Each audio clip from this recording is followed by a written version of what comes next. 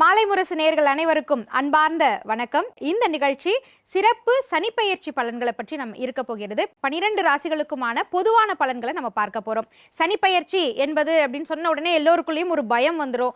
சனி நம்மளை பார்த்துருவாரா, சனினால நமக்கு பிரச்சனை வந்துடுமா, சனின்ற பெயரே வீட்டில் சொல்லக்கூடாது. இப்படி சனி பகவானை எல்லோருமே எதிர்மறையாவே பார்க்கிறோம். ஆனா சனி பகவானுக்குள்ளேயும் நேர்மறையான பல விஷயங்கள் இருக்கு.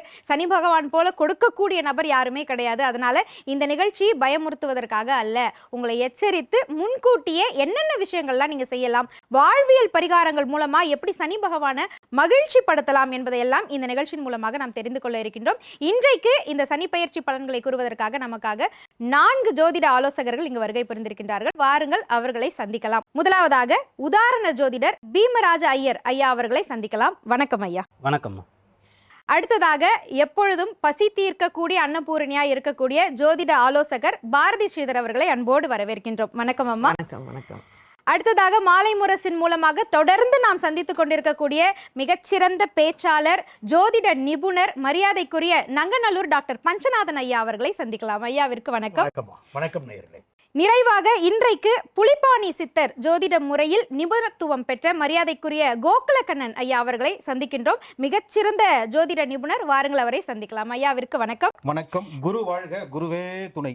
நால்வரும் இன்றைய இந்த நிகழ்ச்சியை மிக சிறப்பாக நடத்தி தரணும் நேர்கள் சார்பாக அன்போடு கேட்டுக்கொள்கின்றோம். இந்த சனிப்பெயர்ச்சி அப்படின்ன உடனே ஒரு குழப்பம் வந்துடுது. திருக்கணித முறை, வாக்கிய பஞ்சாங்க முறை, இதுல எதை பார்க்கலாம், இது பார்க்கணுமா, இப்படி பல கேள்விகள் இருக்கு. சனிப்பெயர்ச்சியை பற்றிய ஒரு ஆரம்பம், அறிமுகம் 2 வரிகளாக ஆளுக்கு ஒவ்வொருவரும் சொன்னீங்கன்னா எங்களுக்கு இருக்கக்கூடிய குழப்பத்தை நாங்கள் தீர்த்துக் கொள்வோம். முதல் பீமராஜ ஐயர். சனிப்பெயர்ச்சி, இந்த சனிப்பெயர்ச்சி வாக்கிய பஞ்சாங்கத்தின்படி இப்போது நாம பார்க்க போறோம். இதுக்கு முன்னாடி திருக்கணித பஞ்சாங்கத்தின்படி ஓராண்டிற்கு முன்னதாகவே அவர் பயிற்சி ஆகிட்டார். வாக்கியம், திருக்கணிதம் இந்த இரண்டிற்கும் கால இடைவெளி தான் வித்தியாசம், டைமிங் தான் வித்தியாசம். பலன்கள் வித்தியாசமே படாது. வாக்கிய பஞ்சாங்கத்தின்படி கணித்த ஒரு ஜாதகமும் திருக்கணித பஞ்சாங்கத்தின்படி கணித்த ஜாதகம் ரெண்டுத்திலுமே பலன்கள் ஒரே மாதிரி தான். சனியுடைய காரகத்துவம், அவருடைய பார்வை, அவருடைய இருப்பிடம், ஏழரை சனி, இந்த எல்லாமே ஒரே மாதிரியாகத்தான் இருக்கும். இந்த பஞ்சாங்கத்தின்படி இதற்காக இந்த டைமிங் மட்டும் வித்தியாசப்படும், பலன்கள் ஒன்று தான். மிக்க நன்றி ஐயா. பாரதி ஸ்ரீதர்மா, நீங்க சொல்லுங்க, இந்த வருடம் பெயரக்கூடிய அந்த நாள், நேரம், இதுல என்ன நமக்கு நன்மை உண்டு, இதை பற்றி விளக்கமா சொல்லுங்கம்மா. மார்ச் மாதம் 6ஆம் தேதி காலையில் 8:24 மணிக்கு வாக்கிய பஞ்சாங்கப்படி சனி பகவான் மீன ராசிக்கு பயிற்சி ஆகிறார். நீங்கள் ஏற்கனவே சொன்ன மாதிரி நிறைய கான்ட்ரவர்சி, இது வாக்கியப்படி பண்ணணுமா இல்லைன்னா திருக்கணிதப்படி பண்ணணுமான்னு. இது ஒவ்வொருத்தரோட ஸ்டைல் தான். ஸோ இந்த பெயர்ச்சி சில பேர் என்ன சொல்லுவாங்க, திருக்கணிதப்படி போன வருஷமே நடந்துருச்சு, இப்போ பலன்கள் எனக்கு அந்த ஒரு வருஷ இடைவெளியில் எப்படி இருக்குங்கிறது. ஸோ ஒவ்வொருத்தருக்கும் அந்த பர்சனல் எக்ஸ்பீரியன்ஸ் இருக்கத்தான் செய்யும் சனி பகவானால். பொதுவாக இந்த பெயர்ச்சிகள் தனிப்பட்ட ராசிகள், தனிப்பட்ட மனிதர் அப்படிங்கிறத விட உலக அளவுக்கும் இதனுடைய பாதிப்புகள் உண்டு. இதை நம்ம பிரகத் ஜாதகம் அப்படின்னு சொல்லுவோம். ஸோ சனி பகவான் மீன ராசிக்கு வருவதனால் ராசிகளுக்கு மட்டுமே கெடுப்பலனா நல்பலனா அப்படிங்கிறத விட உலகத்தில் இருக்கக்கூடிய அனைத்து ஜீவராசிகளுக்கும் இதனுடைய இது உண்டு. அது மட்டும் அல்ல, ஒரு அரசாங்கம் நடத்துறது, அரசியல் தலைவர்களுக்கு ஏற்படக்கூடிய கண்டங்கள் எல்லாமே சனி பெயர்ச்சியை வைத்தும் குரு பெயர்ச்சியை வைத்தும் கணிக்கப்படுறது தான். அதனால் இந்த சனி பெயர்ச்சி மீன ராசிக்கு போகும் பொழுது நிறைய மாற்றங்கள், ராசிக்கு மட்டும் அல்ல உலக அளவிலேயே நிறைய மாற்றங்கள் இருக்கும், இயற்கை சீற்றங்கள் எல்லாமே வரும். சரிங்கம்மா, நன்றி. பஞ்சநாதன் ஐயாவிடம் கேட்க வேண்டியது என்னன்னா, வெள்ளிக்கிழமை இந்த சனி பயிற்சி வருது, அம்மா சொன்னது போல பல விஷயங்கள் நாட்டில் மாறுதல் ஏற்படும் அப்படின்னு இருக்காங்க. இப்போ நம்ம அரசியல் கள ரீதியான மாற்றங்களையும் நம்ம நோக்கி சென்று கொண்டிருக்கின்றோம். இந்த சனி பயிற்சி அதற்கான விளைவுகளை ஏற்படுத்துமா? அதாவது சனி பகவான் கும்பராசியிலிருந்து மீன ராசிக்கு பிரவேசமாகிறார். மீன ராசி என்பது குரு பகவானுடைய வீடு. அப்போது அந்த சனி பகவான் அந்த குரு பகவானுடைய வீட்டுக்கு போகிறதுக்கு முன்னாலேயே, குரு பகவான் என்பவர் தங்கத்தை குறிக்கிறார். இந்த சனி பகவான் அந்த மீனத்தில் குரு பகவானுடைய வீட்டில் போகிறதுக்கு முன்னாலேயே தங்கம் விலையில் ஃப்ளக்சுவேஷன் வருது, சும்மா அதிருதில்லை அப்படிங்கிறாங்க. அந்த மாதிரி என்றைக்கு கூடும் என்னைக்கு குறையும்னு தெரியலை.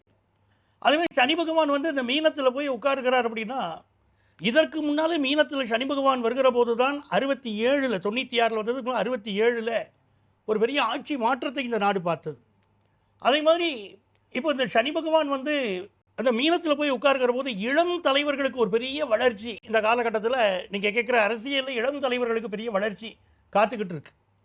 இன்னொரு புறம் பாருங்க, நல்ல மழை பொழிவு இருக்கும். நீர் ஸ்தானத்துக்கு வரார். அந்த நீர் ஸ்தானத்துக்கு சனி பகவான் வருவதனால நல்ல மழை பொழிவு இருக்க போகிறது. ஆன்மீக கும்பாபிஷேகங்கள் நிறைய நடக்கும், கோவில் கும்பாபிஷேகங்கள்.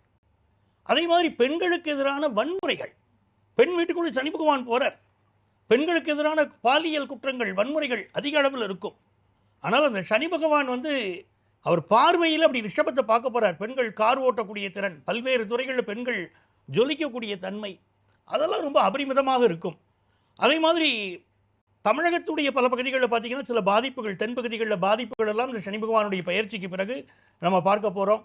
ஆகாய மார்க்கத்தில் பல பிரச்சனைகள், அது மாதிரி விண்வெளி திட்டங்களில் சில பதற்றங்கள், அதெல்லாம் பார்க்க போகிறோம். அணு ஆயுத உலைகள் வெடிப்பது, பொதுவாக அணு ஆயுத திட்டங்கள் வருவது, இதெல்லாம் இதுக்கு பிறகு நடக்க போகுது. இப்போ அடுத்து கோகுல கண்ணன் ஐயாவிடம் கேட்கக்கூடியது, இந்த சனிப்பெயர்ச்சியினுடைய மாற்றங்கள் எங்களுக்கு வந்து இந்த மாதிரி ஏற்றத்தை கொடுத்துரும், ஜாக்பாட்டை கொடுத்துரும், அதிர்ஷ்டத்தை அள்ளி தந்துரும்னு எந்த முதல் 3 ராசிகள் சொல்லுவீங்க?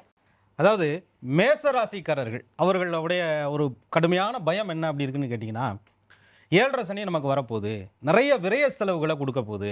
அவங்க வந்து தைரியசாலிகள். மேச ராசிக்காரர்களை பொறுத்தவரை ராசியாதிபதி செவ்வாய், செய் அல்லது செத்து மடி அப்படின்ற குணம் கொண்டவங்க. வந்தா உன்னோடு, வராவிட்டால் நாங்களாக, எதிர்த்தால் உன்னையும் மீறி அப்படின்ற சித்தம் அவர்களுக்கு. மேஷம், அதன் பிறகு எடுத்துட்டோம்னு சொன்னா கடக ராசிக்காரர்கள் ஒரு கருணை கடல். அவங்க வந்து ரொம்ப படாத பாடுபட்டுட்டாங்க. அதாவது கிளிக்கு ரெக்க முளைச்சிருச்சு, ஆற்ற விட்டு பறந்து போயிருச்சாங்கிறத இப்போத்தான் அவங்க உணர்வாங்க. இதுவரையும் பாசத்தை காமிச்சு ஏமாந்த கடகராசிக்காரர்களுக்கு உண்மை எது பொய் எது அப்படிங்கிறத உணர்த்தி உசுர விட்டா போதும்டா சாமி அப்படின்ற மாதிரி. கடகம் இன்னொரு ராசினா மகர ராசிக்காரர்கள். மற்ற ராசிக்காரர்கள்லாம் 1 வருஷம் 2 வருஷம் தான். மகர ராசிக்காரர்கள் 7.5 வருஷம். அடேங்க அப்பா, விரயச்சனி, ஜென்மச்சனி, பாதச்சனின்னு எப்போ போவாரு அப்படின்னு கேட்குற மாதிரி மகர ராசிக்காரர்கள் காத்துக்கிட்டு இருக்காங்க. இது ஒரு பெரிய அவர்களுக்கு விடுதலையான ஒரு சனிப்பெயர்ச்சின்னு சொல்லலாம். சிறப்பு. பஞ்சநாதன் ஐயா, நிறைவா இந்த சனிப்பெயர்ச்சிக்கு என்ன மாதிரியான பரிகாரங்கள், என்ன மாதிரி வழிபாடுகள் செய்யணும்னு சொன்னீங்கன்னா நேயர்களுக்கு பயனுள்ளதா இருக்கும்? அதாவது சனிப்பெயர்ச்சி, குரு பகவானுடைய வீட்டில் இந்த சனிப்பெயர்ச்சி நடக்கிறது அப்படின்னு சொல்லும்போது சொர்ண ஆகர்ஷண பைரவர் வழிபாடு. அதாவது காலத்தினால் வரக்கூடிய எந்த பிரச்சனைகளாக இருந்தாலும் சரி, கர்ம வினைகளாக இருந்தாலும் சரி, அதையெல்லாம் தீர்க்கக்கூடிய அதிகாரம் கால பைரவருக்கு உண்டு. அதே மாதிரி சொர்ணாகர்ஷண பைரவருடைய வழிபாடு, பைரவர் மூர்த்தங்கள் பல இருக்கு. சொர்ணாகர்ஷண பைரவருடைய வழிபாடு செய்கிற போது பெரிய பலன் கிடைக்கிறது. நீங்கள் பொதுவாக கேட்பீங்க, வாழ்வியல் பரிகாரம் என்ன செய்யறதுன்னு கேட்பீங்க. நீங்கள் படிக்கக்கூடிய மாணவர்களுக்கு, அந்த படிக்கக்கூடிய மாணவர்களுக்கு வந்து நீங்கள் நிறைய உதவிகள் செய்யலாம். படிப்பதற்கு உதவி செய்கிறோம். அதுக்காக தான் சனி பகவான் வந்து அந்த மீனத்துக்குள்ளே நுழையறதுக்கு முன்னாலேயே மடிக்கணினிகள் வழங்குறாங்க மாணவர்களுக்கு. அரசியல்வாதிகள் நீங்கள் தெரிஞ்சுக்கணும். அதுமாதிரி மாணவர்களுக்கு கல்வி உதவித்தொகை வழங்குவது, இப்படி உங்களால் மாணவர்களுக்கு செய்யக்கூடிய உதவிகள், படிப்பவர்களுக்கு செய்யக்கூடிய உதவிகள் மிகப்பெரிய நல்ல பலன்களை எல்லாம் கொண்டு வந்து கொடுக்கும். அது இந்த காலகட்டம் நீங்கள் செய்யக்கூடிய தான தர்மங்கள், அது வயது முதிர்ந்தவர்களுக்கு செய்யக்கூடிய தான தர்மங்கள். ஏன்னா காலபுருஷனுடைய நிறைவு ஸ்தானத்துக்கு வருது. சனி பகவான் வந்து அப்படி மீனத்துக்குள்ளே நுழைகிறார்னோனையே அதிரி புதிரியாக பல மாற்றங்கள் அடுத்த சில வருஷங்களில் வரப்போகிறதுன்னு அர்த்தம். ஏன்னா 30 வருஷம் முடிஞ்சு அடுத்து மேஷத்துக்குள்ள அடுத்த 2 வருஷம் முடிஞ்சோடனே அவர் நுழைஞ்சிருவார்.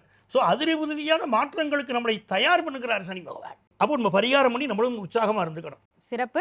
பொதுவாக சனிப்பெயர்ச்சிக்கு என்னென்னலாம் செய்யணும், இதில் இருந்த ஐயங்கள், சந்தேகங்கள் எல்லாமே நம்ம கேட்டாச்சு.